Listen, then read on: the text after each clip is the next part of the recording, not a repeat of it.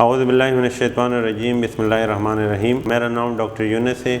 मैं as assistant professor consultant gastroenterologist hepatologist पिछले 12 सालों से प्रैक्टिस कर रहा हूँ। सुबह के टाइम में जना मेडिकल कॉलेज एंड टीचिंग अस्पताल में प्रैक्टिस करता हूँ और शाम के टाइम हैबर मेडिकल सेंटर डबरी गार्डन में खिदमत सर अंजाम दे रहा हूँ। अच्छा, आज का जो हमारा टॉपिक भी हमारी कौमी बीमारी, इसी तरह एच पाइलोरी भी हमारी एक कौमी बीमारी है। कौमी बीमारी में इसलिए कहूँगा क्योंकि हमारे मुल्क में बहुत ज़्यादा कॉमन है, तकरीबन 50% से, मतलब हमारी आधी आबादी से भी ज़्यादा लोगों को एच पाइलोरी इन्फेक्शन है। लेकिन अब आप लोग कहेंगे कि 50%, लेकिन हाँ, हमें तो कोई मसला नहीं।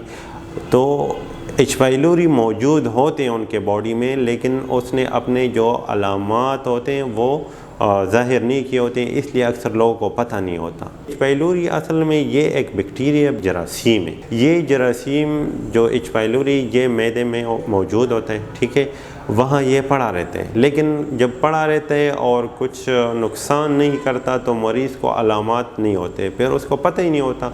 मतलब हम डॉक्टर के पास जब भी जाएंगे जब हमें कोई मसला होगा, तो बहुत से लोगों को एच पाइलोरी का इन्फेक्शन होता है लेकिन उनको मसला नहीं होता, इसलिए वो डॉक्टर्स के पास जाते ही नहीं। अलामात इसके क्या होते हैं? अलामात ये होते हैं कि मरीज़ को पेट में दर्द शुरू हो जाता है, मरीज़ को मतली आती है, मरीज़ का पेट फूलने लगता है, मरीज़ को गैस के अलामात शुरू होते हैं, मरीज़ को कट्टे डकार आते हैं, मरीज़ को भूख नहीं लगती, मरीज़ को इस तरह बोझ सा रहता है। तो ये इसकी चीदा अलामात हैं जो स्टार्ट में एच पाइलोरी जब शुरू हो जाती है तो उसको ये अलामात होते हैं। लेकिन इसके अलावा अगर ये सीवियर हद तक चली जाए और मरीज़ को पता भी ना हो या पता हो लेकिन वो उसको इग्नोर कर रहा हो और टाइम पे डॉक्टर से वो रुजू ना करें, तो फिर वो कुछ ख़तरनाक अलामात तक चली जाती हैं। ख़तरनाक अलामात क्या होती हैं? इससे फिर अल्सर बन जाते हैं। अल्सर ज़ख़म, मैदे का ज़ख़म बन जाते हैं और उस मैदे के ज़ख़म की वजह से कभी कभार इस तरह भी होता है कि मरीज़ खून की उल्टियाँ कर देता है या उसके पहाने जो होते हैं काले पहाने आते हैं, क्योंकि जो अल्सर जो ज़ख़म बना होते हैं उससे खून जाते हैं। या अक्सर मरीज़ का खून कम हो जाते हैं। अक्सर मरीज़ों को पता नहीं होता उनका खून कम होते हैं। हम जब उसके टेस्ट करते हैं उसको एच पाइलोरी इन्फेक्शन होता है, हम उसको सिर्फ एच पाइलोरी की ट्रीटमेंट दे देते हैं 1 महीने का और उसका खून ऑटोमेटिकली ठीक हो जाता है, क्योंकि जो अल्सर होते हैं वो ठीक हो जाते हैं, वहाँ से ब्लीडिंग नहीं होती, खून कम नहीं होता, तो वो अल्सर ठीक हो जाते हैं। कभी कभार इस तरह होता है कि अल्सर भी हो जाते हैं मरीज़ को, फिर भी इतने अलामात नहीं होते, उसने इलाज नहीं किया, तो उसकी वजह से फिर ये होता है कि जो मैदे और छोटी आंत है उसके दरमियान एक और वह सुराख है जिसको हम पाइलोरिक चैनल, वहाँ वो सुराख तंग हो जाता है जिसकी वजह से स्ट्रक्चर बन जाता है। तो फिर वो मरीज़ जब भी खुराक खाते हैं उसको फ़ौरन उल्टी हो जाती है। तो कभी कभार इस तरह भी हो जाता है कि एच पाइलोरी इन्फेक्शन की वजह से वो सुराख हो जाता है। फिर या तो हम गुब्बारे के ज़रिए वो सुराख को खोल देते हैं या फिर उसको ऑपरेशन करना पड़ता है। छोटी जब बड़ी वजह है, अगर एच पाइलोरी इन्फेक्शन का बर वक्त इलाज ना किया और सालों साल पड़ा रहे तो ये मैदा है उसके कैंसर को भी जन्म दे सकता है। ये अलामात होती हैं। डॉक्टर के पास आप जाते हैं, डॉक्टर आपका मुआयना करते हैं, फिर कुछ इसके टेस्ट होते हैं। इसका फिर हम पता कैसे लगा लेते हैं, कंफर्म कैसे करते हैं क्या आपको एच पाइलोरी इन्फेक्शन है भी कि नहीं है।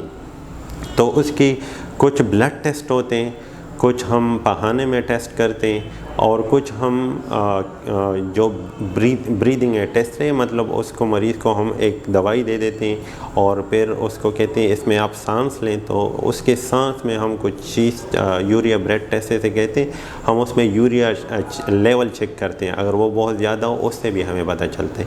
इसके अलावा हम कैमरे के ज़रिए अगर उसका मुआयना कर लें तो कैमरे के ज़रिए भी उसके जो उसका मैदा होते हैं उससे थोड़ा सा हिस्सा लेके उस पर भी हम टेस्ट कर सकते हैं कि आया इसको एच पाइलोरी का इन्फेक्शन हुआ है कि नहीं है। तो ये 4-5 बड़े टेस्ट हैं जो इसके लिए हम करते हैं। इलाज इसका बहुत ज़्यादा आसान है, तकरीबन 2 हफ्ते का इसका कोर्स होता है, वो हम कर दें तो एच पाइलोरी का इन्फेक्शन ख़त्म हो जाते हैं। अच्छा, अब इसकी रोकथाम हम कैसे कर सकते हैं?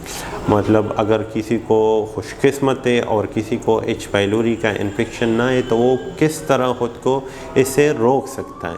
देखिए, एच पाइलोरी का इन्फेक्शन कहाँ होता है? ये जो डेवलपिंग कंट्री कंट्रीज़ होती हैं जैसे पाकिस्तान है, इंडिया है, बांग्लादेश है, श्रीलंका, अफ़गानिस्तान, इन मुल्कों में बहुत ज़्यादा है। क्यों इन मुल्कों में इसलिए ज़्यादा है क्योंकि एक तो आबादी ज़्यादा है, जो यहाँ ज़्यादा आबादी हो, जहाँ पीने का जो पानी होता है वो साफ़ ना हो, जहाँ एक वॉशरूम बहुत ज़्यादा लोग यूज़ करते हैं, तो ऐसे लोगों में और ऐसे इलाकों में एच पाइलोरी का इन्फेक्शन बहुत ज़्यादा होते हैं। तो हम मरीज़ को ये कहते हैं कि आप कोशिश करें जो पानी होता है साफ़ पानी इस्तेमाल करें, उबला हुआ पानी इस्तेमाल करें।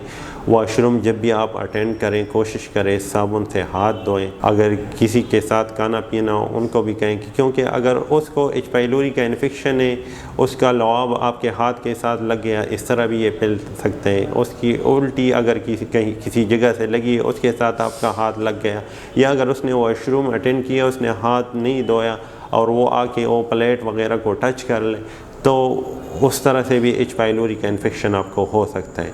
तो इसलिए इसमें सफाई बहुत ज़्यादा ज़रूरी है। अगर सफाई होगी तो इंशाल्लाह एच पाइलोरी इन्फेक्शन आपको नहीं होगा। कोशिश करें घर में जो ताज़ा सब्ज़ी पकी हो वो खाएँ, बाहर की ग़ज़ाएँ ना खाएँ, तो इंशाल्लाह एच पाइलोरी इन्फेक्शन से आप लोग ख़ुद को महफूज रखेंगे।